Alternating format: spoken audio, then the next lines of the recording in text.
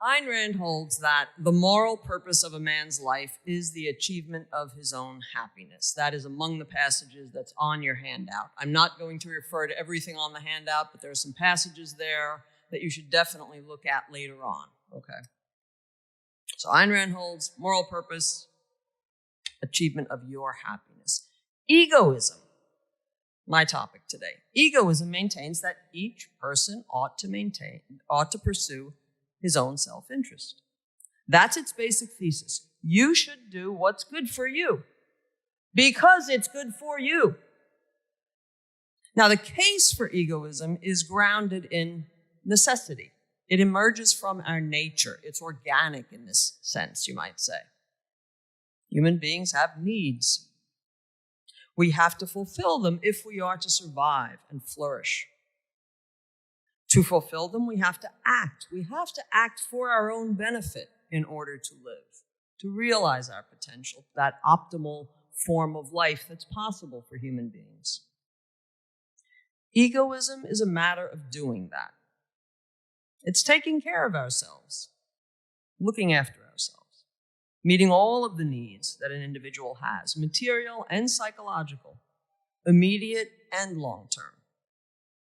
Now, because all human beings face the same recurrent questions, moral guidance can identify the types of actions that are most conducive to our flourishing, the principles of such action. That's what egoism as a moral code delivers. And I give you just a little bit of the moral code mentioning virtues and values that Ayn Rand identified as central. Okay. But notice, this is really important, I think, for the newcomers. And can I just ask, you can really hear me okay? Because it sounds terrible to me, but it's relatively close. Okay. Good. All right, I'll deal with it. So, this is important, I think, especially for newcomers. Egoism isn't merely its central thesis. It doesn't consist simply of the endorsement, pursue your own interest. Rand identifies specific virtues and values that are the meat of egoism's instruction. Okay, its substance. And you should look more into those and things that have been written and lectured on about those if you haven't already. These are the kinds of ends and actions that propel human well-being. Living honestly, for instance, productively, with integrity. That's how you have a happy life. But even understanding each of these virtues and values, even that isn't enough. To live as a rational egoist requires understanding how the practice of these virtues and values, how that actually plays out in life. So my thrust today is to caution against an impoverished notion of what egoism is, having too thin a conception of it. Thinking of egoism as a kind of scarecrow that's left after you've burned away all the tumors from altruism, right? You've gotten rid of a lot of that junk, okay. But rational egoism isn't simply the rejection of altruism. I don't make sacrifices. That's good, that's great, that's where you start, okay? But then the question is, so what do you do? What do you do? What should you do so that you can have the happiness that we can have? That's the territory today. I'm not going to give you a complete account of egoism. I've written on that a lot elsewhere. I've lectured on that a lot elsewhere. I plug a lot of things on the handout. But today I want to shine a light on a few facets of egoism that I think it's easy to miss, but that are really important to success, to egoism's ability to deliver on its promise. So you do have an outline on the handout. That's very simple, and I think will be pretty clear how I'm following that. And to start, let me say, and I think in a way Aaron Smith earlier this morning he certainly indicated this. Egoism is a sophisticated enterprise. He was saying, it's systematic. And yeah, let's double down on that. What it takes to pursue your self-interest is not obvious. It's not self-evident. And it's not easily done.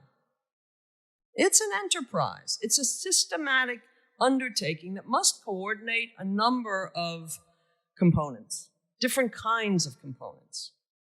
Egoism is complicated because the end that it's striving to seek is complicated. And it's extended over time. And again, there was a question this morning about, the long range versus the now, and we can talk about that a little bit later if you want. Being an egoist requires being thoughtful. And here I want to call attention to 3 aspects of this as a systematic enterprise. First, holism.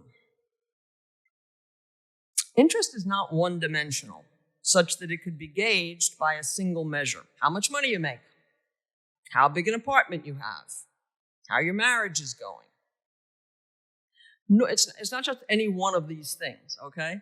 Nor is it simply a surface reading or your present mood, your dominant emotion now or these days. Think about when you see a friend who you haven't seen in a long time, like let's say it's been 3 or 4 months. How are you? And there's often that hesitation of like, how do I answer? Like what kind of conversation are we going to have now? A deep one or what? Like, oh, I'm in a good mood today. I'm great, but versus this week, well, I've been really depressed or the problems I've had these last 3 months and so on. It's complicated, your life, your well-being, the state of it, right? You can tell very different stories about it depending on what you focus on. My health is better, but my relationship is really, I don't know, I'm worried about my girlfriend or whatever.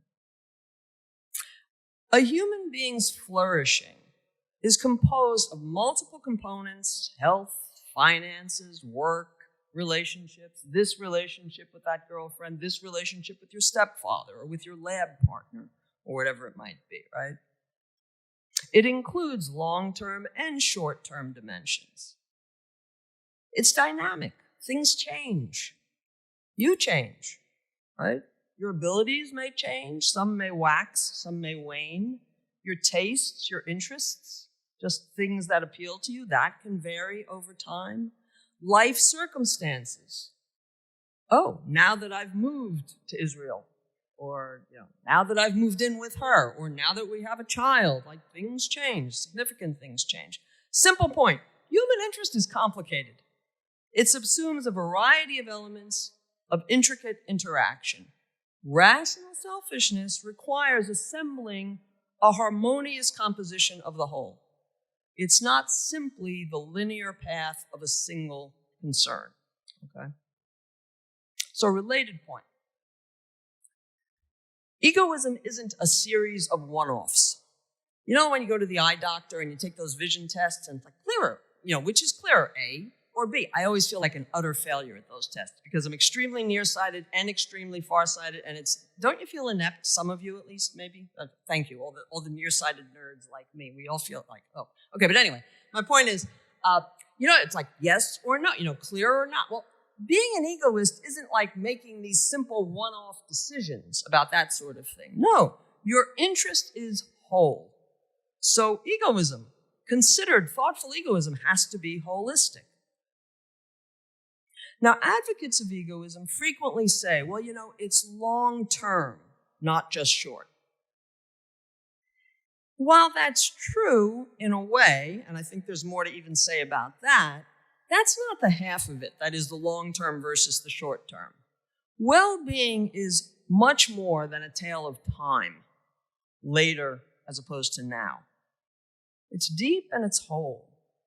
It's got layers beneath the surface and aspects beyond what's within your periphery right now. Rational egoism has to take all of these into account. At times, we've probably all bought into an imitation of egoism by indulging in some shallow notions of self-interest, as if they were the path to self-interest, right? We've probably all done this sometimes and regretted it a day or two later, right? I ate too much. I drank too much. Oh, I should have held my tongue. Oh, I shouldn't have held my tongue. I shouldn't have hooked up with her. The lure of the moment can be powerful. Your experience now, everything you're feeling and thinking and wanting in the moment, exerts a strong motivational pull. Yet that pull isn't necessarily in the direction that would be best for you, would be in your interest. I let myself stay out too late. I waited too long to start working on this. Rational egoists wants to learn from his regrets, from his sensible regrets, from the things that he should regret, right? Pay attention to the full gamut of your experience and think about the life you truly want to have.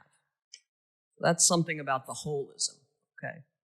So moving on, if you are following with the handout, if you want. Second element, egoism is objective. There's a fact of the matter as to what is in your interest. You can succeed or fail. We often forget that with egoism. We assume, oh, this is easy. God, this is great. Compared with altruism, I get to do whatever I want. I mean, that's an easy first way to take egoism, but that's not it. That's not what Ayn Rand was talking about. Not if you seek your genuine well-being, right? You've got to figure out what that is. What course of action is likely really going to be best for you? Now, to say that egoism is objective is not to say it's scripted. You know, your happiness, Nikos Soteropoulos, is to be a philosopher or to work for the Ayn Rand Institute or to be into powerlifting or the music of Taylor Swift. I have no idea about Taylor Swift and Nikos, but I just made that up to start some arguments, okay? But excuse me, I do want credit for saying his 6-syllable last name. At least I tried, okay? Soteropoulos or something like that. But, when in Greece, sort of the moussaka. My point is, there isn't, so again, to say it's objective doesn't mean it's written, there's that Platonic form up on one of these mountains around here that tells Tara what it is right for Tara to do. No, you've got to exert a lot of thoughtful choosing to figure out, this is really going to make me happy. This is really going to give me the kind of life that I want.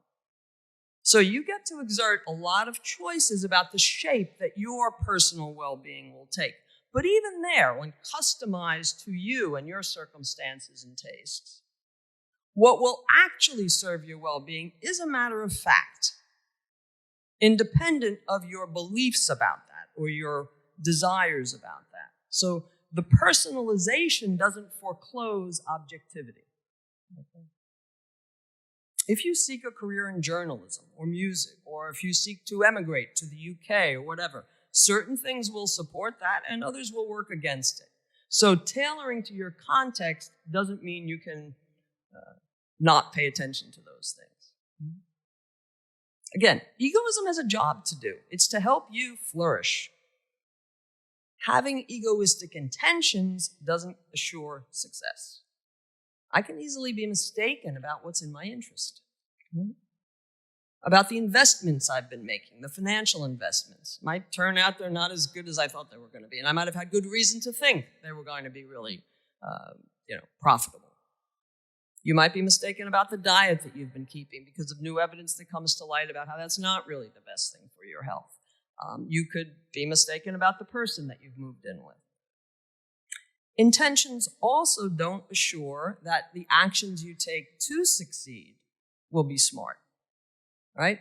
Having a sensible aim, I want to do what's good for me, doesn't guarantee that we'll make all the right moves to get that. We miscalculate sometimes.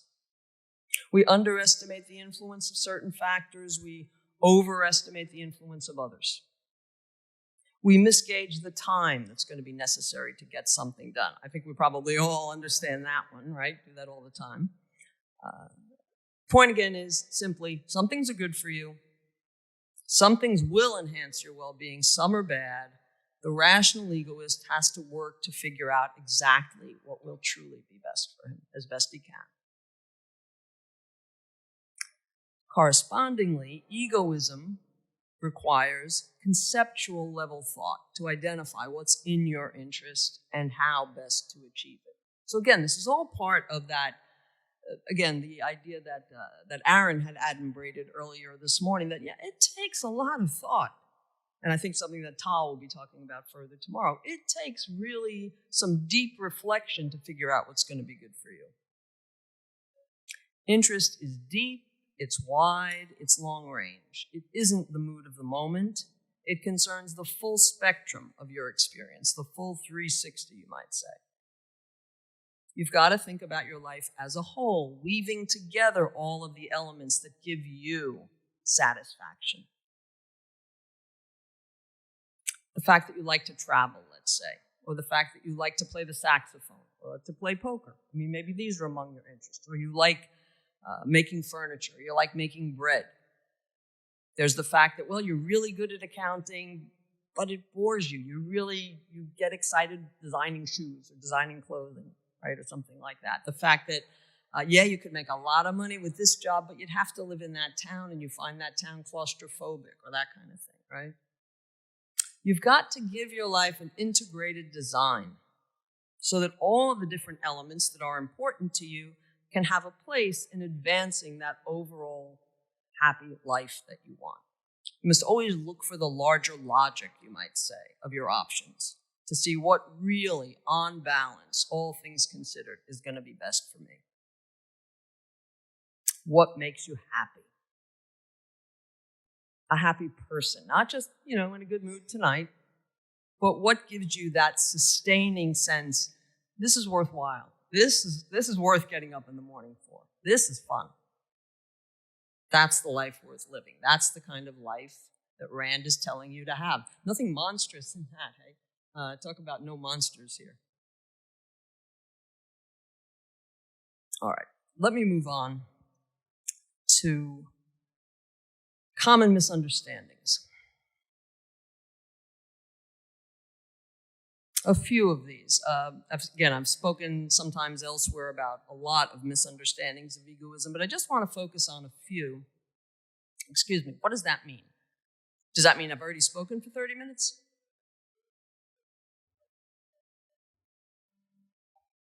Okay, it's too complicated, the math for me right now, but I'll just keep going.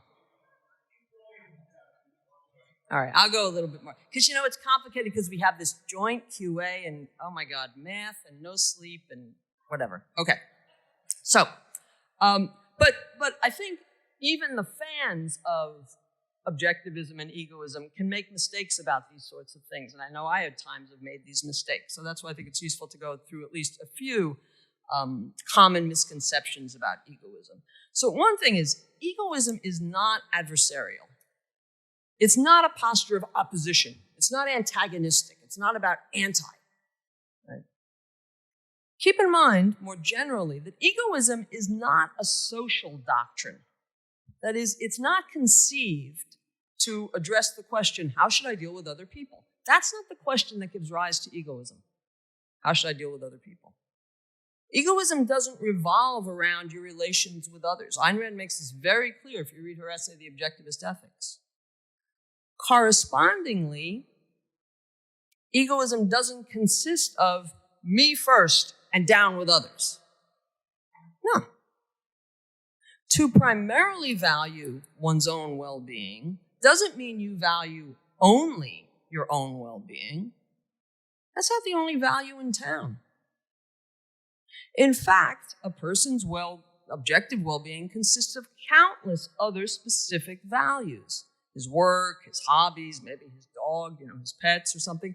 And usually, many types of relationships with other people are among these substantive values that give you the core of your well-being, right?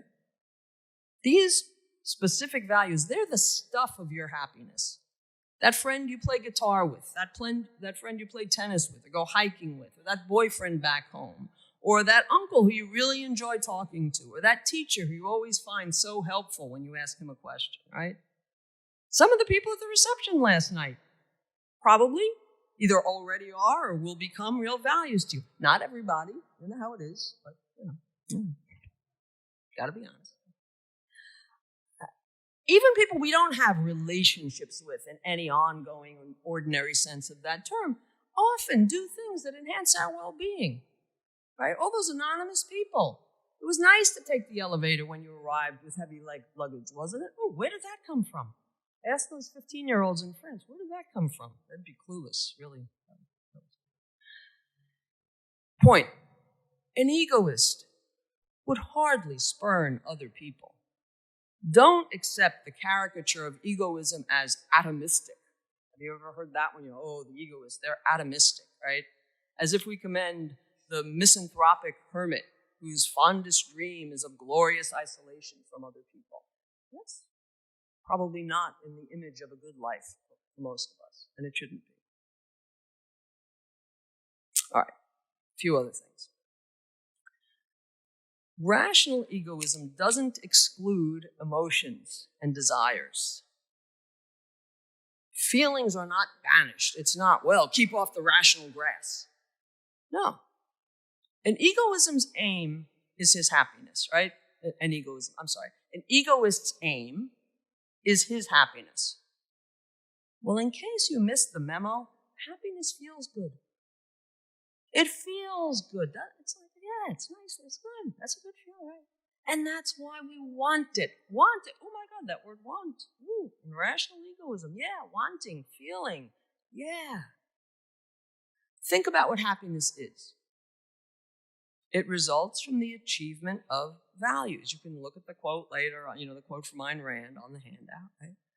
Achievement, from the achievement of values. Achieving is satisfying. Life is for the fun of it, the feel of it.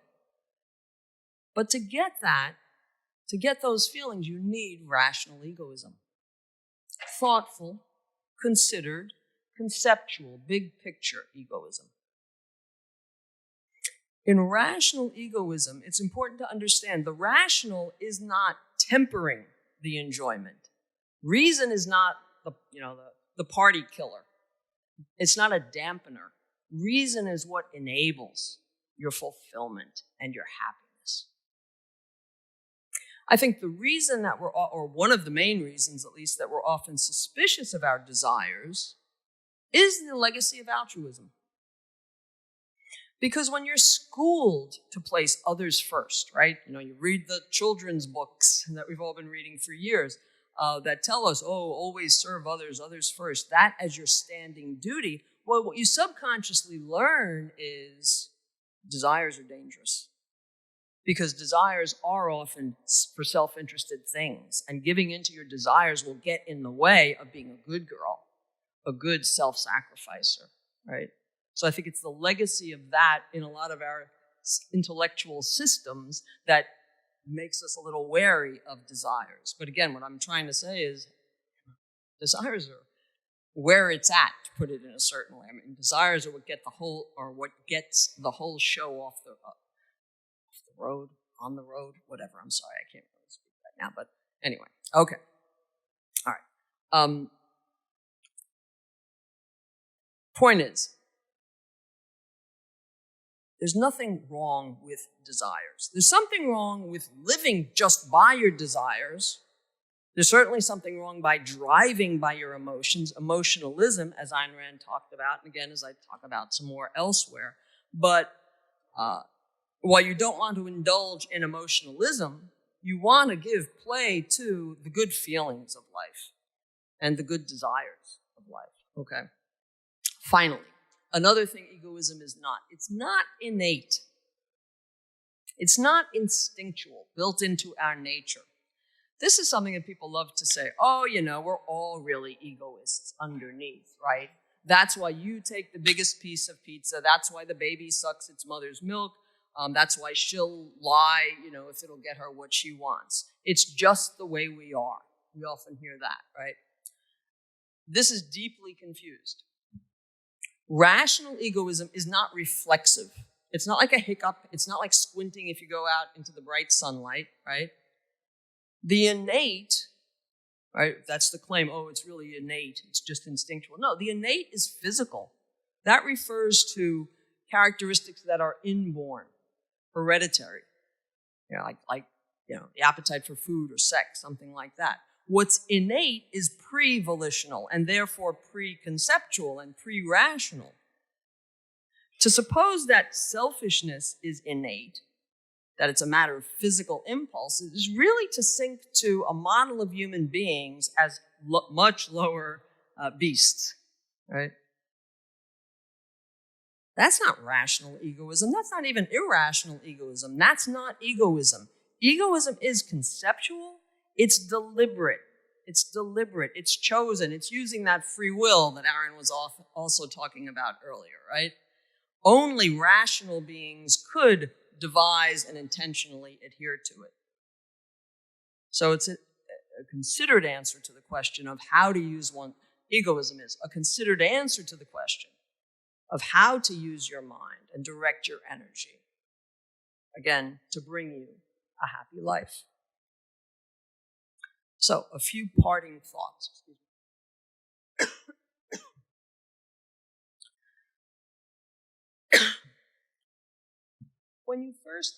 When you first encounter Ayn Rand's egoism, I think it can feel liberating. It releases you from the shackles of religion, altruism, constant calls to serve others. Hallelujah. And that is great. It does that, but that's only the beginning of what it offers. It doesn't simply unlock the gates of prison and leave you on your own and say, all right, have at it, good luck. No, egoism's moral code gives you guidance, the kind of guidance you need to serve your interest, to achieve a really happy, fulfilling life. Following egoism, though, it takes work, continuing thought on your part. So yes, reject altruism. But the pursuit of your interest has to begin with thinking long and hard on an ongoing basis about what your interest really consists of, and then what's the best course of for you to take to attain it. In objectivism, we sometimes talk about intellectual activism. Some of you may have already heard us at times talk about intellectual activism. My message here is be intellectually active about your life, not just about politics, not just about the culture wars around you. Be intellectually active about your life, designing it in such a way that it's really going to make you happy. It's not easy to be selfish, contrary to popular mythology. It's not a no-brainer. Rational egoism is anything but. It's labor-intensive. Mental labor. It's an enterprise, but it's the most rewarding enterprise in the world because it gets you life. It gets you good living. It gets you happiness. And what Ayn Rand is saying is, go for it. Thoughtful egoism is the way to get it. So, on that note, thank you.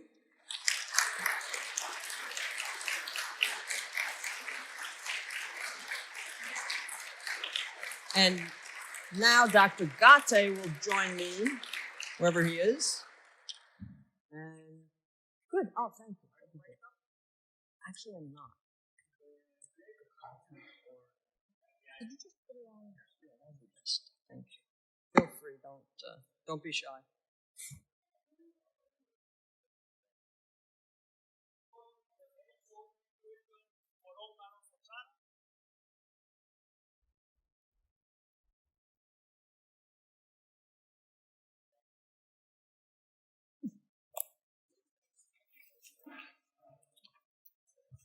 Right?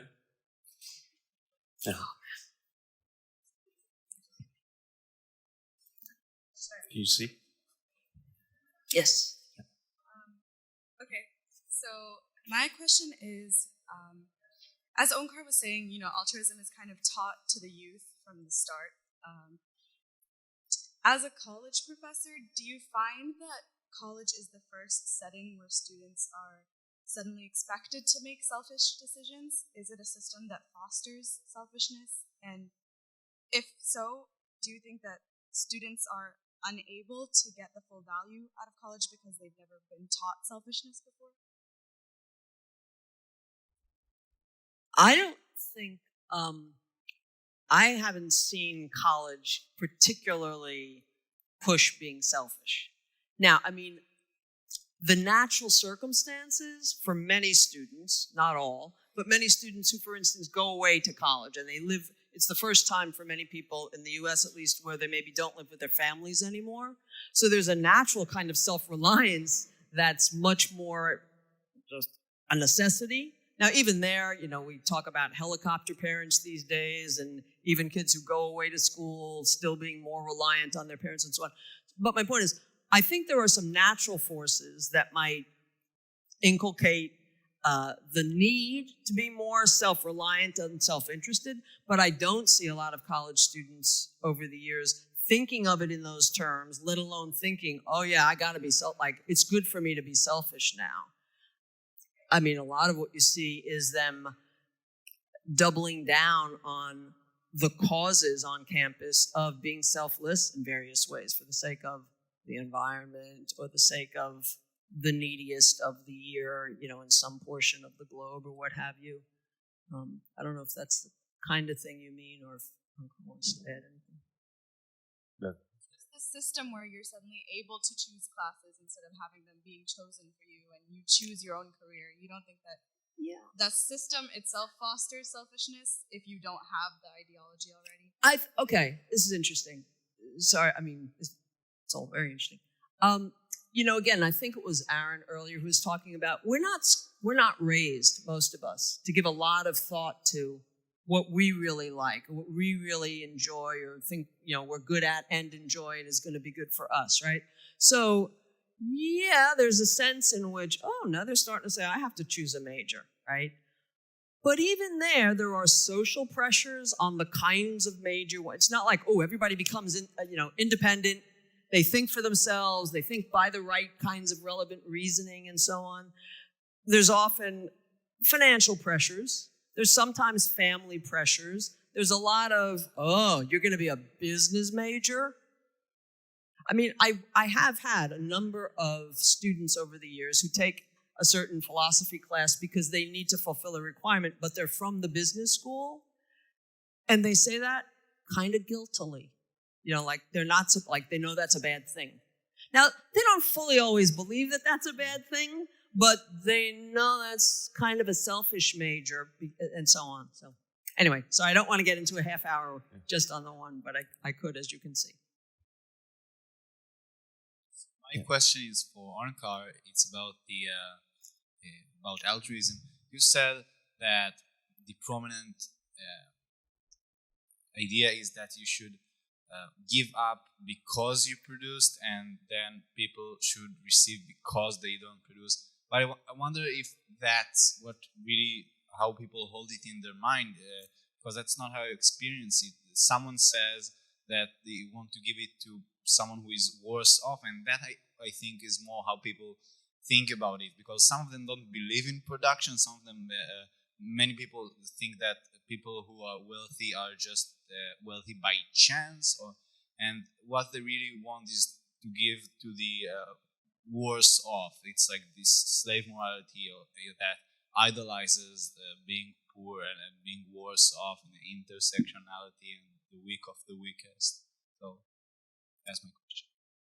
Yes, so I think there's a question of what the worst off means. And if you look at the actual practice, and then I think if you look at the actual theory, it does not mean we're looking for people who have not had opportunities, and that's what we want to bring them. If, for instance, if all the aid to Africa were really focused on, in the last 50, 70 years, we're focused on, look, these countries are not developed. What they need to do is develop. They need a political system that encourages freedom, a respect for rights.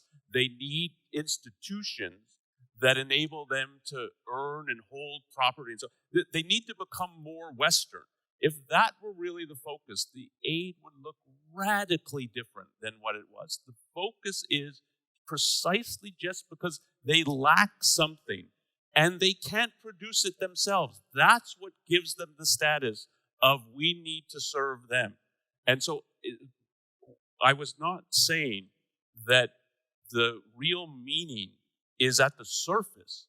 Part of what Ayn Rand is doing is getting to, if you really analyze this, what does it actually mean? And I think if you analyze it, and if you look at example after example of how they're functioning, I think it is precisely the claim to the moral high ground, one way to put it, is that you have not produced and cannot produce. That's what entitles you to something. And the fact that you have produced and can produce is what makes you that you should be serving the whole world. And so again, if you think in terms of aid and how it's worked in the last 75 years, America should be sacrificing for everybody across the globe, including for Europe and for NATO, and paying that way more than their shares. They should do it because they produce. And the other people don't have to do it because they don't produce as much. So I think when you actually look at how it's functioning, that's how it's functioning. Thank you. Hello. I would like to touch on two of the topics specifically that Tara approached. Number one, objectivity. And number two, the adversarial component, be it that competition. Specifically when Ayn Rand said that there are no conflicts between the interests of rational men. So number one, on objectivity. One of the things that you said was that one of the mistakes that people make when they think of egoism is that egoism might prescribe the same sort of cookie-cutter prescription to everyone's life. That if we believe that values are objective, then there is a certain objectivity to what is the ideal life. And this is the example I think that you provided, that Nikos would have to be a philosopher, or that he would have to prefer a certain type of music. Now, typically, the response to this is that people have different preferences, and that it's perfectly rational for, even though all of us can adopt an objective ethics, that we might have different preferences which might lead us to different paths in life. But one of the main counter-arguments that I've heard to this is that what determines our preferences? I think that the objectivist answer would be our premises, our basic premises about life, about existence. And I think this is what Ayn Rand illustrated when she talked about a sense of life. That a man's sense of life, the basic conclusions that he makes about reality and existence, are what determines his preferences. So, what would be your response to someone who asks, well, our premises can be changed, and if reality is objective, and everyone adopted the correct and objective premises, wouldn't their life paths sort of all converge towards the same goal, towards the same productive purpose? So that's number one. Can we talk about that first? Okay, sure. Okay. Yeah. So a few things. I mean, a full answer, I think, would be a much longer conversation. But of course, okay. So a couple of things. Ankar and I know Ankar well enough to say that he and I share a lot of the same basic premises about life. We're very different people. We have some shared tastes and interests, and a lot of different ones. But so my point is, the premises don't take you the whole way home to, like, what's a good life and a good balance of activities, and what content is in those activities for Ankar or for me or for, let's say, you, sir, if you share a lot of these same premises and so on. So don't overestimate the role of premises, even though premises are important. So preferences come from God, and I'm not a psychologist, okay? But preference, there are all sorts of preferences and tastes that individuals have, and I think they come from a number of factors, not only, by any means, one's premises, though premises can affect certain of your tastes over time. Just two other kind of quick things to comment on. I don't think it's just... Right, so in saying that interest is objective, I wanted to caution against a kind of intrinsicist version of, or way of thinking of that. So it's given. There is, this is the career for Tara. This is the woman for Tara, or something. It's like, no, you have a lot of option there. That doesn't mean unbounded option. So there's a range of preferences, I think, within which I could choose this or that, and it would still be for my overall well-being, but it's not a completely unbounded range. But I'm interested if he wants to add anything on this. Yeah, I want to say one thing about the issue of moral ideals and what I think you're getting from Ayn Rand, that there is a conception that there's something that is universal here, that is that everybody should embody. But what you have to get is at what level of abstraction is that point being made. And so this is a common experience for people. I often talk about it in class because people grapple with it in this kind of way. They read The Fountainhead and they're really inspired by Howard Roark. And they want to emulate Howard Roark. And that's they should want to emulate Howard Roark. But how do you do it? And you meet teenagers who dye their hair orange. Because part of what makes him distinctive is he has orange hair. And I've met people who do this, and I don't think of it as something bad that they're doing. It's just they're not understanding that Howard Roark is simultaneously a portrait of a moral ideal and a concrete individual. And the color of his hair, but take something a little more abstract, that he's an architect. I met people who maybe I should go into architecture or something. Or they read Atlas Shrugged and think, well, business, that's what I should go into, not into the arts, because the people in the arts figure much less prominently in the stories. But that's not how to read the novel, though I can understand why people read it like that. So there's a projection of an ideal at a level of abstraction that you need to be productive. Or if you take The Fountainhead, you need to have an independent mind and be first-handed. But what that looks like then in practice for your own individual life has all kinds of individual contours that are not applicable to other people. So some of the issues are applicable and they're universal, and some are then the embodiment of those that are individual. That's really quickly, I just had a second part to my question, but we should let I other people. Yeah, Okay. and there's a general Q&A at the end of the day today. Okay. So you can be first in line for that if you run hard enough. Thank you. But thank you. Yeah. Hi. So my question's open to both of you. It's about what Tara said towards the end of your talk, how it's very difficult to be selfish.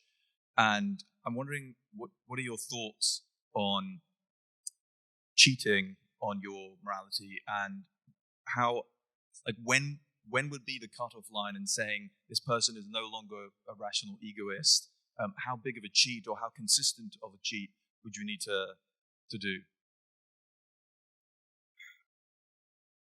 Interesting question. I mean, cheating is cheating. Like, if you're evading, that's a bad thing, right?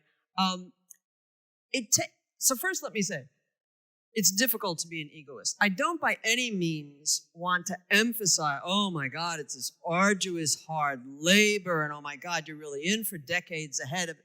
But it takes effort, and it takes work, and sometimes it's, a lot of thought.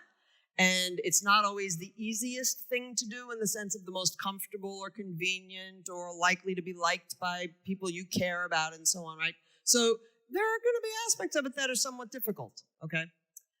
In pursuing it, though, you may make mistakes sometimes. Now, an honest mistake is not the same thing as cheating, okay? Cheating is, I'm evading, or I know I shouldn't be doing this, but what the hell? That's not good. I mean, that's not good because that's not really good for you. And if you really, it's like, I want to be doing what's really good for me, then I'll notice, you really kind of cheated yesterday, right? And I'll really want to not do that again, or to catch myself, and I'll be like, okay, be on the alert here and catch myself. So it's not so much that I think it's important that we think about how to grade people. 3 cheats and you're out, leave the conference or something. It's like, but you've got to be self-reflective about, what am I doing? Why am I doing? Oh my gosh, I found myself, why did I give in to that temptation to evade there and to just, not pay attention to what I was doing? You've got to really do some introspecting to figure out what's going on for you so that you can, if you really want to achieve your happiness, get on a consistently rational path to it. So I guess that's just a way of thinking about the kind of thing that I think you're raising. I just want to say something about this kind of question. So what morality is from the perspective of objectivism, it's about achieving and pursuing your life and happiness. Why would you want to cheat on that? There's no temptation to cheat. So these kinds of questions, almost always the context is conventional morality, where there's ample incentive to want to cheat. I don't want to give up every favorite thing I have. I'll give up my favorite shirt, but I don't want to give up my favorite bike and so on. And in that sense, you're cheating on what they're telling you to do. And so the cheating becomes the way to live on a bad morality. But if you have a good morality that is encouraging you how to pursue your life, it's that you don't look at it as, oh yeah, but once in a while I want to cheat. Like, why you want to cheat once in a while? It's not so much that you'd want to, we wouldn't think of it as cheating, but you'd prioritize your short-term pleasure for your long-term happiness. Like, I don't know, indulging in a cigarette here and there, or some sort of recreational drug, eating a lot of fast food, all things like that. But I think too, so a couple of things. One is, I think in the early stages of like, oh, no, I want to become an ego. I've read some of the subjectivism. I'm really convinced by. I think in the early stages, it can be tempting. If you're not thinking of it fully consciously of what you're doing, there will still be some of the pulls that you might have had to do what's going to go over well with certain friends, and so which you're not fully even conscious of. So again, I think noticing the kinds of things that would be cheating, but also in terms of the honest mistakes, right? I said, look, if you really care about your happiness, you want to be conscious all the time of everything you're doing and why you're doing it, so that whether you classify it later as that was a cheating or that was an honest mistake, if it was a mistake, it was a mistake. It was screwing myself. Excuse my language, right? It was bad for me. I don't want to be doing that kind of stuff because I'm on the moral page of, I want everything that's going to be good for me. So I think Ankar's point is a very good one about the, on wrong-headed moralities, cheating is how you survive. So we're incentivized to do it. Thank you.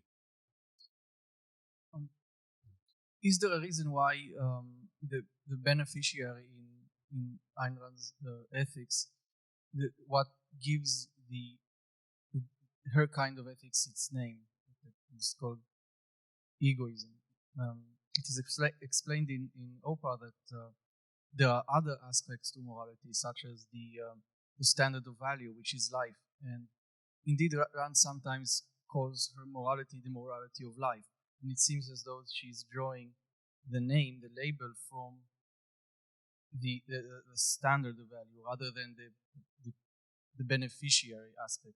And so my question is whether this way of naming reflects a certain essential about ethics generally that makes the beneficiary more important in characterizing and labeling ethics, or is it just an optional issue? The label of egoism? Yes, for example. So, no. One of the passages on the handout, I think I just have a brief excerpt from it, but she says, like, the naming of the beneficiary, that's kind of that's a secondary issue in morality, right? Her first question is, and our first question is, why do we need ethics? Like, do we need it? What's it for, right? And we didn't go into that in today's lecture, like deliberately a delimited subject. But you're right in terms of pointing us to the deeper foundations for egoism, which is life. At the very beginning of my lecture, I just said a little bit about this. The case for egoism, the reason why you should be an egoist, ultimately stems from the nature of life, right? The objective requirements of life, which are egoistic, that a person live for his own well-being and act for that. So I think the egoism, I don't think that's a misleading label in any way, but I think it gets to, it characterizes the fundamental nature of the kinds of actions that are necessary for human life and human flourishing.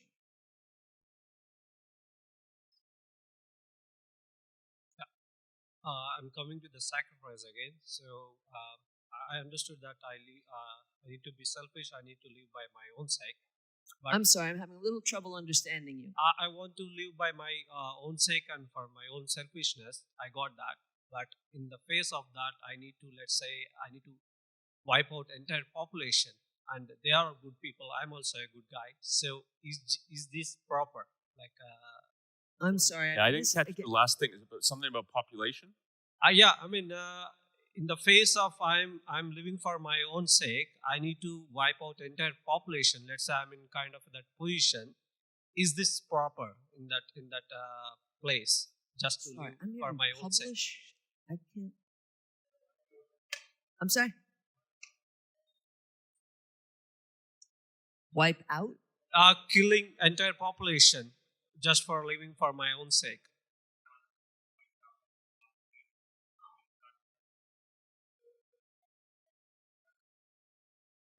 Oh. What is the context in which you need to wipe out a that you think it's in your self-interest to do that? I don't have any good context, but let's say all are See, wrong. but that's the reason I asked, because that's relevant, that you don't have any context for thinking that this is a situation that I'm actually facing. But it's brought up as a kind of counterexample that, well, are you saying that if you had to kill 1 million people to survive, or so you would do it? But what is the context in that when we're looking at what actual values and a morality for human beings, we have to think of the context in which human beings actually live, actually work, actually can survive. And that kind of context is, again, I think Greg will be talking more about this afternoon, but that context is a context in which we need to be productive people and traders with one another. That whole context, you do not view other people as threats to you. I might have to wipe them out. I might have to wipe out 1 million of them. You view them as their potential values. You hope that they're rational. You hope that they're moral, so that they are productive and you can trade and benefit in all kinds of ways with them. Now, there can be situations. The reason I asked you, I can think of some, such as war, but that is a very different context and very different considerations apply to it. But I do think there is such a thing as selfishness in war, and much of the 20th century, and if you think of America, and I'll say something controversial here on European soil, I do not think America should have entered World War II and bailed out Europe. And I don't think it was selfish to do so. And if you look at the casualties on the American side, I don't think this was a mess that Europe created, and they should have paid for it. So there are real things to think about in these kinds of, but you need to think of what the context is, why you're viewing it.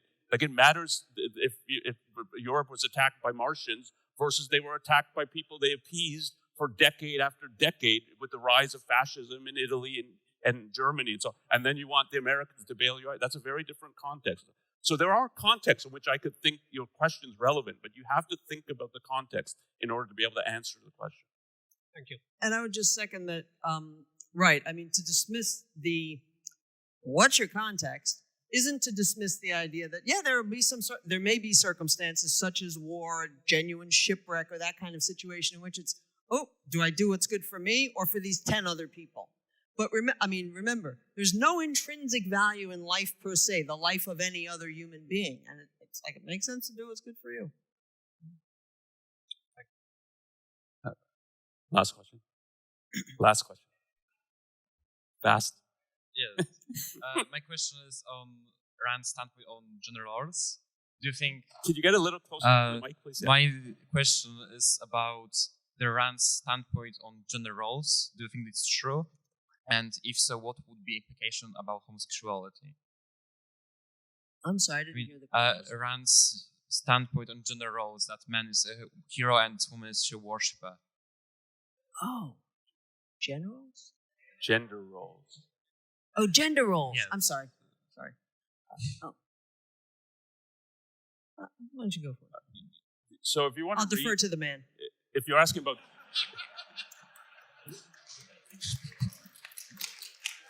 If you're asking about gender roles, the place that she wrote the most about this is an article, I think it's collected in the Voice of Reason, which is a question about American president or something like that, where she was asked, what would you do if you were the president of the United States? And her answer is, I wouldn't want to be the president of the United States, and she has specific reasons for that gets into the issue of gender. It's, I think, one of the most important things to say here for the conference. It's not a philosophical issue, and she didn't view it as a philosophical issue. It's a psychological issue. And as a novelist, she has a lot of views about psychology. And one of the things, so you can read that, but what she says in that essay, if you want to think about how I think about this, read my novels, and you'll get a whole perspective, which I think is true. You get a whole perspective on this in the novels. So she has definite views about this and about gender roles, how to think about masculinity and femininity. They're as almost all her views, they're unusual. So they're not. So she does think there's a difference between masculinity and femininity, not in the way that it is typically thought about. She thinks intellectually they're equals, but there's a kind of relationship that is different. So if you're interested in that, that's the thing to read. But I want to stress that this is not a philosophical issue. It's a psychological issue. And there's connections between philosophy and psychology, but they're different fields. Thank you. I'll just say two things. I don't fully get it. In all honesty, I've never fully gotten. I don't feel like I fully understand why she says some of what she says there. Okay. At the same time, I completely agree that it is a psychological issue more than a philosophical issue. Okay, but I understand confusion. I don't get it. That doesn't mean I've thought it, that I feel like I have a sophisticated, developed view on the proper roles of the sexes or who should want to be president, why anybody would want to be president these days, God knows. But anyway. Okay, thanks. That was fun.